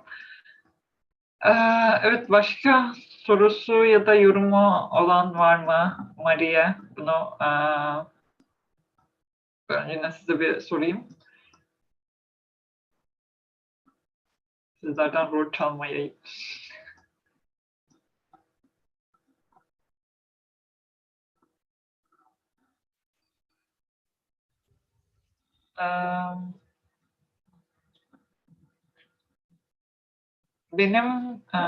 Benim bir sorum var aslında, ama o soruyu sormadan önce henüz burada olan kişilere çok ufak bir hatırlatma yapmak istiyorum. Sizinle birazdan bir link paylaşacağım ve hani bu webinarın değerlendirmesini, yani çok kısa bir iki soruyla sorduğumuz değerlendirmesini doldurursanız çok seviniriz. Öncelikle bunu söyleyerek soruma geçeyim. Chatbox'tan paylaşırız birazdan linki. Sorum da şu şekilde. Bu şeyi merak ediyorum aslında. Hani işte kimin ne kadar süreli asistanlık kullanabileceğine dair olan değerlendirmede rol alan kişilerin nitelikleri neler? Kim bu kişiler? Yani hani burada bizim de biraz kafamızın karıştığı noktalardan bir tanesi buydu çünkü. Hani kimler olmalı? İşte engelli kişilerin kendileri mi olmalı? İşte çeşitli uzmanlar mı olmalı? Ama hani o uzmanlar olacaksa hangi alanda uzman olmalılar gibi şeyler, sorularımız var. Biraz onu sormak istedim ben ilk aşamada. Yeah, thank you very much. It's a good question, and it's also one of those questions that you could get a different answer depending on who you're asking. So you're gonna get my answer, and then yeah, you can see who else you could ask. I can tell you about the situation, how we have it in Sweden, and then I can also tell you about what, for example, Independent Living Institute thinks about this. The assessment is made, as we have been talking here, with the assessment tool. That assessment tool was put together by the Social Insurance Board in Sweden, and that was put together the authority officials. They did have some public consultations as well, but it was generally the officials carrying out the work of putting that instrument together. And when it's being used by mostly people who we could use the word social worker, the kind of authority officials working in the authority who are carrying out the contact with people who have who need some sort of social services. It could be disability services or even other social services. It's not very highly qualified job, but there is a recruitment process like there would be a recruitment process for any other public authority officials. There's no requirement of that they would have to be disabled themselves or anything like that. They just have to have knowledge about how the social security law works, of course, and also a little bit of field practice experience. Now, if it comes to what our part of civil society thinks, then we are thinking that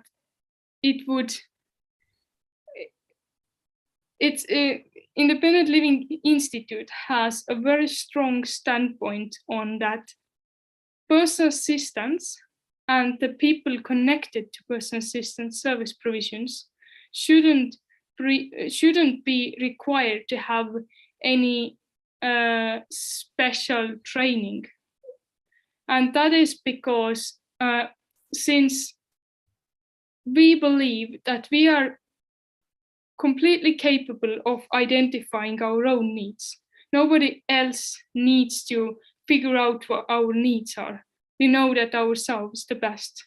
And the best needs assessment is when whoever is carrying out the needs assessment just listens to us.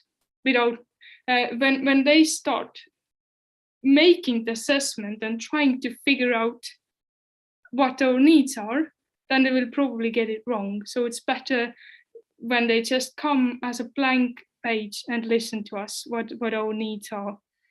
And that same goes with personal assistants too, that we believe in training our own assistants. We know what training they need, and we will give that training. No university or school really knows what we need our assistants to know. So that's why we like to take the responsibility of training our own assistants.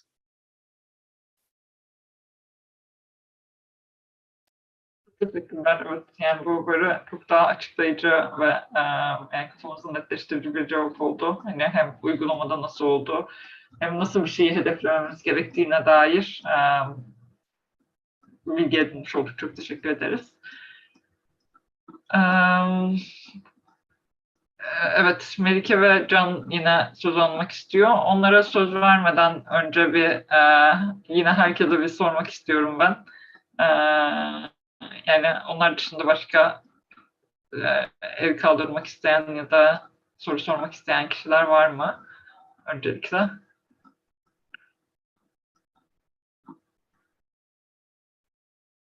Yoksa önce yine Melike'ye ben söz vereyim. Sanki ilk o kaldırdı gibi gördüm. I would like to add something about you recently said about the education that's given to personal assistant. In Sweden, is it an procedure that personal assistants go through some maybe first aid, CPR training, and or maybe driving license is a requirement to be hired as a personal assistant, or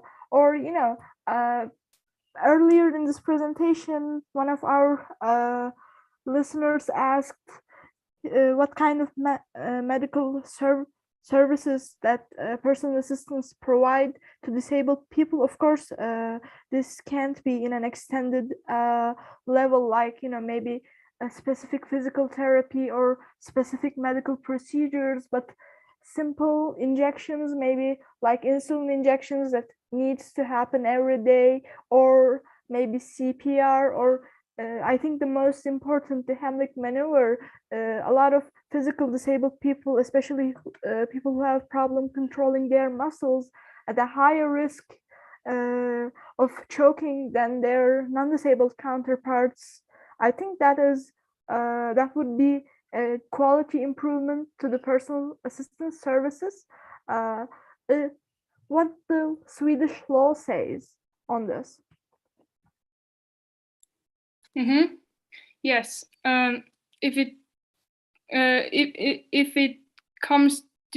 we come back to the kind of medical assistance that people might need, then yes, I mean, if it comes to something as trivial as an injection of insulin, then yeah, if the person needs that, it's something that the assistants do carry out.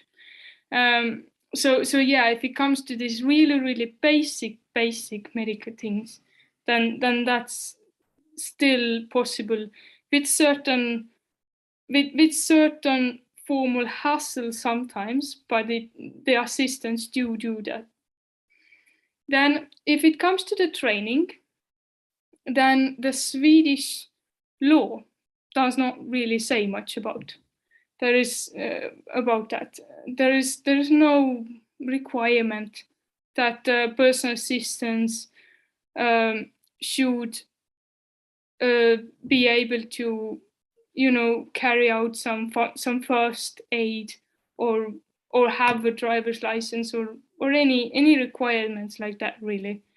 And that is quite intentional, really, because that's a political thing that the civil society organizations have been really articulate about, that we do want to have control over what our assistants are required to do based on what we need them to do. We might need them to be able to help us when we are choking, as you said yourself, that this could be a part of someone's disability. So then, of course, the assistant needs to be trained to be able to do that.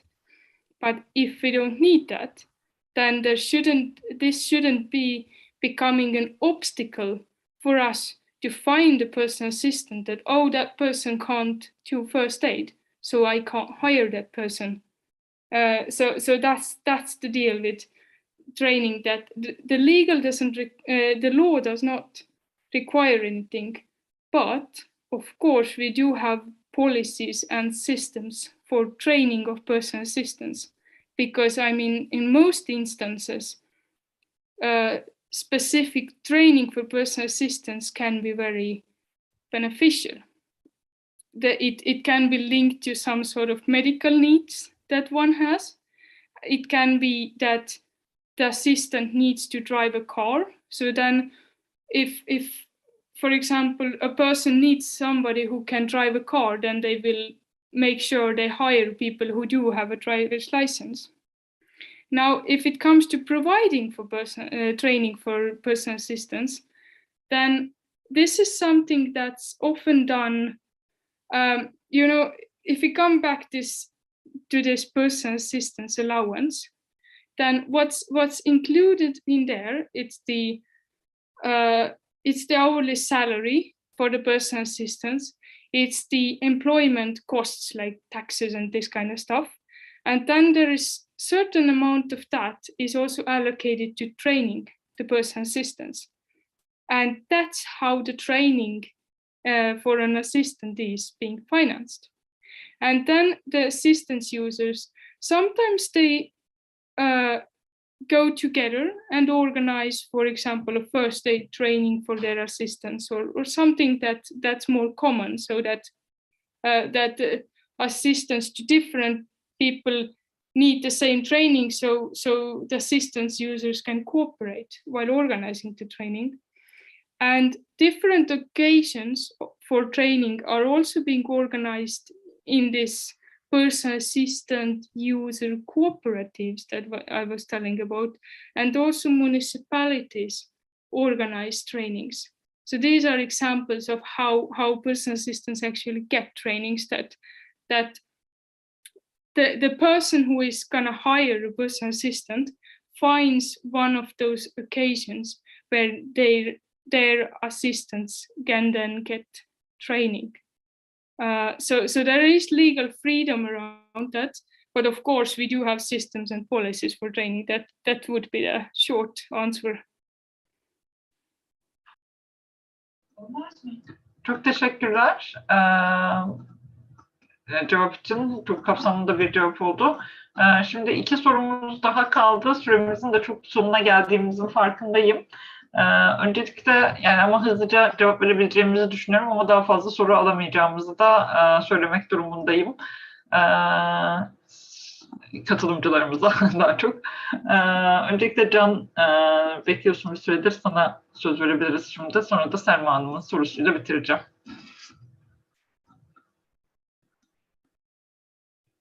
Mikrofonun kapalı eğer konuşuyorsan ve bizi duyuyorsun.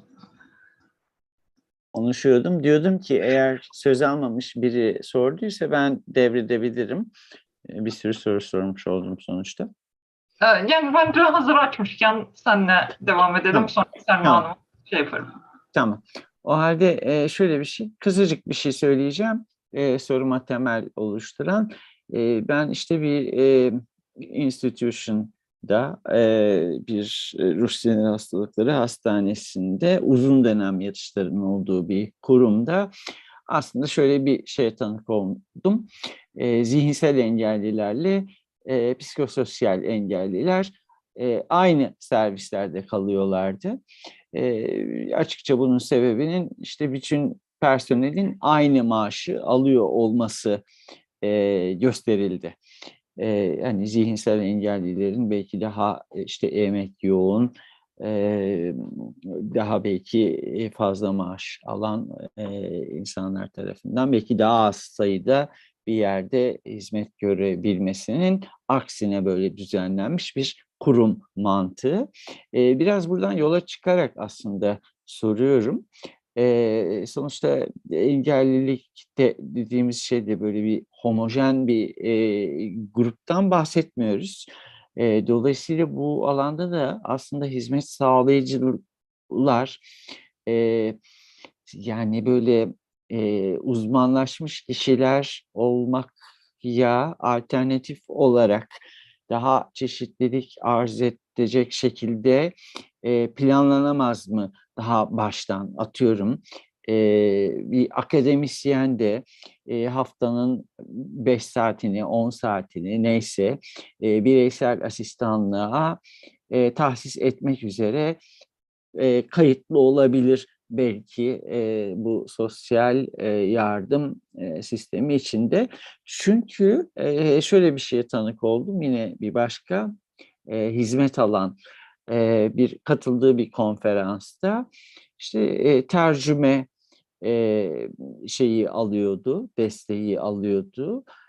Çoklu engelliliği olan bir kişi yüzüne harfler yazılarak konferansta işte konuşulan bütün hemen her şeyi takip edebiliyordu. Bir de tabii bu muhtemelen şey olarak da hem entelektüel anlamda hem fiziksel anlamda yorucu bir iş. Belki 2 ya da 3 kişi dönüşümlü olarak bütün o güne yayılan konferans sürecini sanırım 3 kişi dönüşümlü olarak verebildi bu desteği, ama bu ancak böyle mümkün oldu. Hani oldukça düşük ücretli sayılan servis sağlayıcılardan daha farklı bir şey anlıyorum burada söz konusu olan. Dolayısıyla biz hani burada yapacağımız yasa çalışması veya hazırlıkta acaba böyle daha işte geniş kapsamlı bir hizmet sağlayıcılığı öngörmemiz bizim için faydalı olur mu, daha yararlı olabilir mi? Sorum bu kadar. Teşekkür ederim şimdiden.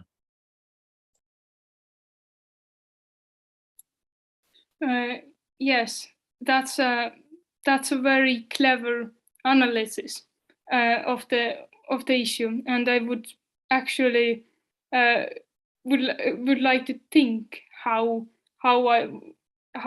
I myself would analyze this issue, but I can give a quick answer to you. I mean, one thing I come to think about when I hear you speaking is that here you actually hit the head of the pin why we have such a hard time finding personal assistants in Sweden, because as I said before, it's a quite low qualification job, not a very prestigious job, and that is definitely a bad thing, exactly because of what you are saying, that being a personal assistant can require quite a lot of qualifications sometimes. That should be paid for accordingly, and the person should get the employment conditions accordingly. So I would say that's definitely something that you would need to be working with as you are putting forward legislative proposals for your personal assistance law. I mean, the personal assistance law would definitely need to have a good connection to the labor law, because we are not only talking about disabled people's rights as the personal assistance users, we are also talking about the personal assistance rights as workers. And those rights have to be fulfilled the same way as they are being fulfilled in any other qualifications.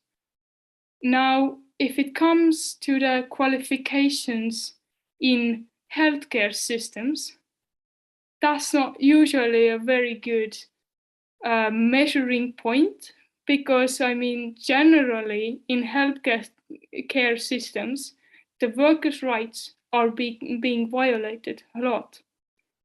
So it can even be better to try to, if you're gonna compare the rights to workers in other areas, then we shouldn't probably take the healthcare, because the situation is terrible there in many countries. And then if it comes to the salary, the development in the salary system for personal assistants, something that we have a lot of discussion about in our civil society organizations is that in Sweden, the salaries for the personal assistants are also being regulated by the labor law. They do generally follow the labor law, but the salary development doesn't always follow the political decisions and the policies around labor law. And that's quite unfair, if I may say so. I mean, one of the examples is the one with reviewing annually the personal assistance allowance. And that review process does not really follow the development in the labor systems in general and the salary changes, which means that the hourly rate of pay for personal assistance can't really compete very well with the hourly rate for some other workers. So yeah, there is if I would conclusively say, then there really needs to be a deep connection between the labor law and the personal assistance law.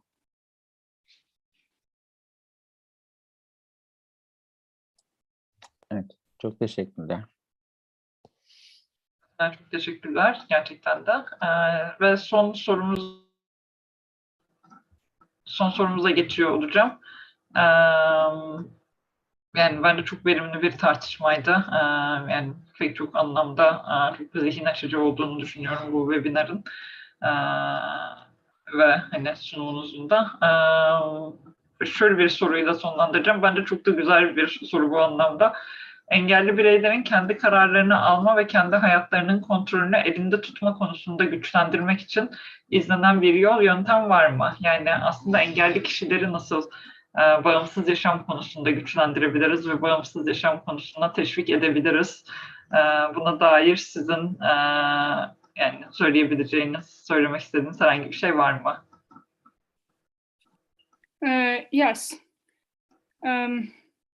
Yes, there is a lot I could tell, and I'm going to try to give you an answer so we don't have to sit here until midnight. So because that's a really, really sharp question that could be discussed a lot. I would like to make my best reference probably would be the UN Convention on the Rights of People with Disabilities.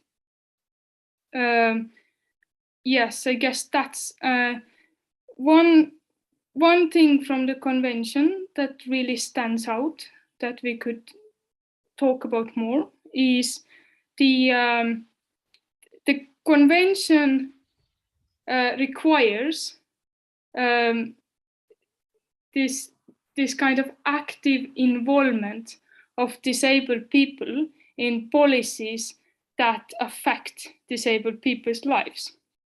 And this active involvement requirement, it specifically means that people with disabilities have to be able to put together their own policies from A to Z. Disabled people have to be involved in every stage of putting together a public policy or a law. And this is something we could really stress as disabled people ourselves, that the state has to follow that requirement of active involvement.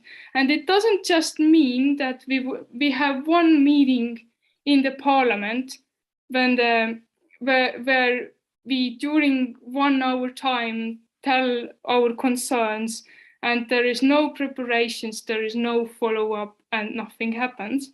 Active involvement is when we actually do have structures in place so people with disabilities can participate and they can actually make a difference in what the end result looks like so that the policy would really follow our concerns as well.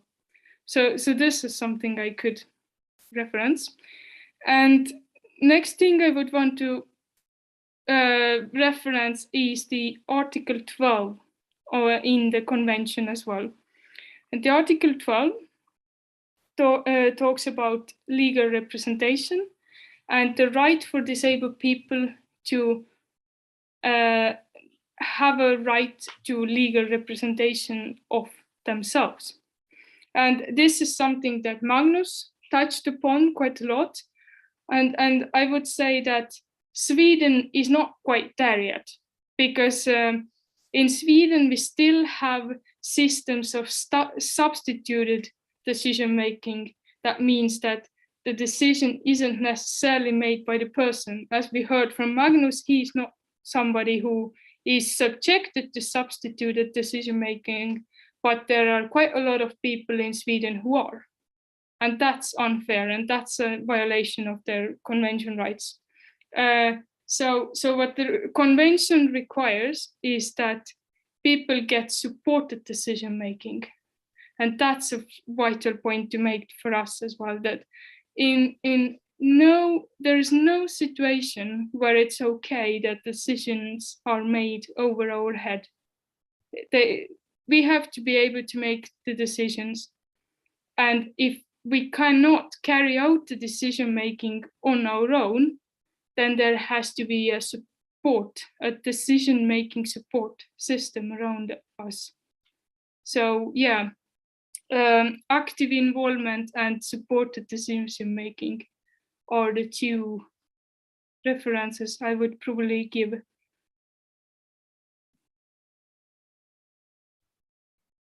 Evet, çok teşekkür ederiz. Gerçekten de çok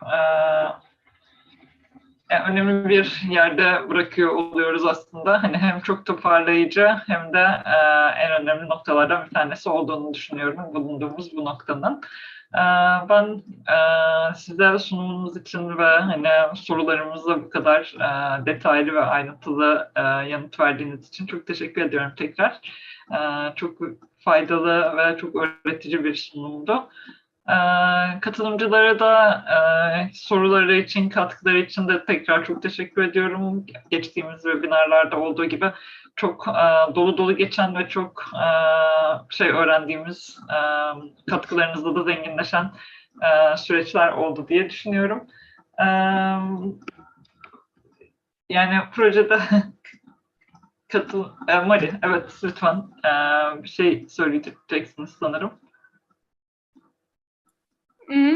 Yes, I would like to say also that it was my pleasure to answer to your questions. These were very practical, clever questions, and these are the kind of things that we have been thinking about a lot during the time we have established the system for personal assistance in Sweden, and we are still thinking about these things. Because we aren't quite yet there yet either. As I was also saying shortly here, that actual personal assistance in Sweden right now is going through a massive reform of the system, and there are legislative proposals in the parliament just today. And these legislative proposals are a result of discussions on these exact same topics that you guys have touched upon. So these are incredibly relevant. It has been my pleasure to meet you, because I can really see you being such strong activists who I truly believe that you will be able to put forward really great proposals for personal assistance system in Turkey. So I will love to see how the system develops from here on. Thank you so much for your work. Thank you. Çok teşekkür ederiz. Gerçekten yani çok cesaretlendirici sözler bunlar ve çok mutlu eden sözler. Ben çok ufak bir fotoğraf da almak istiyorum. Herkes kabul ederse kamerası açık olanlar özellikle Mari siz de dahil olarak.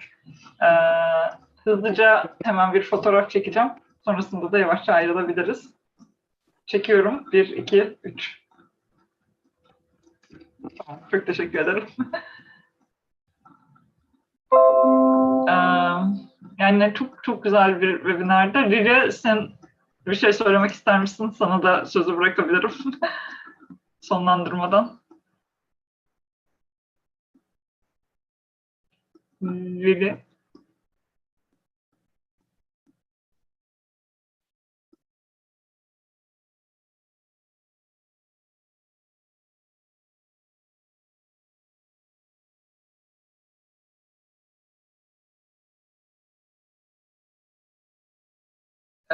Lili, sana söz vermek istedim. Aslında son söylemek isteyeceğim bir şey var mı diye sormuştum ama duyuyor musun bize? Bilemedim şu an.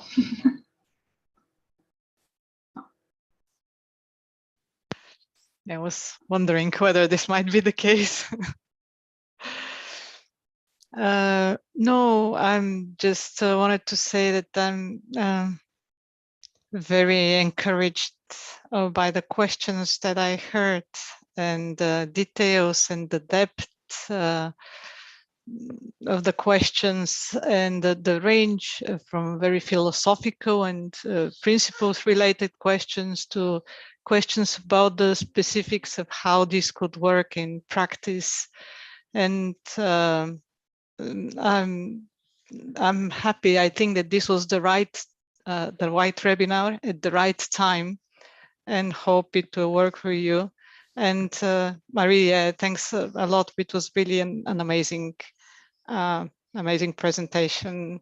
And I have quite a few questions for you too, but didn't want to take the time from the others. So we'll be in touch afterwards as well. Thank you. Evet, çok teşekkür ediyoruz herkese. İyi akşamlar diliyoruz. Katıldığınız için çok teşekkürler. Burada olmak çok mutluluk vericiydi. Başka çalışmalarda da görüşmek üzere diyorum. Hoşçakalın. Biz de emeğinize teşekkür edelim efendim. Emeği geçen herkese çok teşekkürler. Herhalde herkes için çok faydalı oldu. Biz de teşekkür ederiz katılımlarınız ve sorularınız için. Bizi yalnız bırakmadığınız için. O halde görüşmek üzere. İyi Görüşürüz. akşamlar. İyi akşamlar.